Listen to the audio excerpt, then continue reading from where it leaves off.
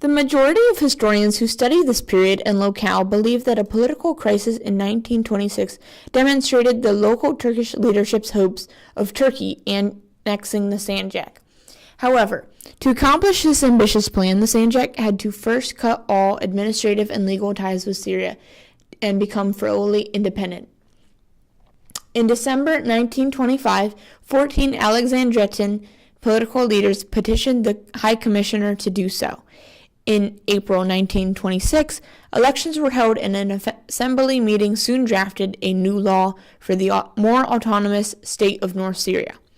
Meanwhile, French mandatory officials and Syrian politicians believed that an increasingly independent Sanjak was a bad idea and debated on how to undo the unfavorable results of the election. After 2 months of persuasion against the proposed state, French and Syrian political leadership succeeded in changing the Alexandrettans' minds towards the previous arrangement.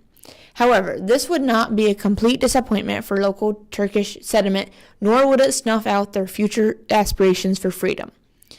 Around this same time, there was cooperation happening at the national level.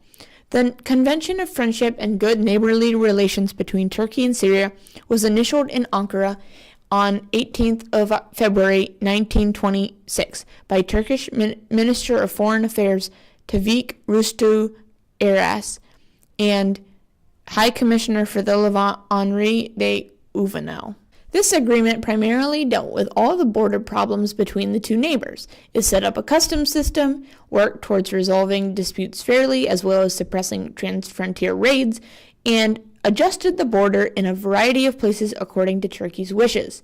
This included borderlands extremely close to the Sanjak. However, the feelings of satisfaction and goodwill surrounding the convention were to be short-lived.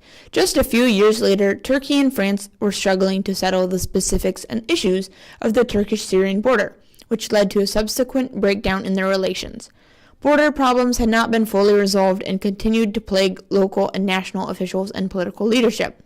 Turkey was most concerned with the many formerly Turkish-held lands and other valuable assets now considered to be within Syria. On November 1st, 1928, President Ataturk declared in the Turkish Grand National Assembly that it was necessary to find an effective, practical, and radical solution to the Turco-Syrian frontier controversy.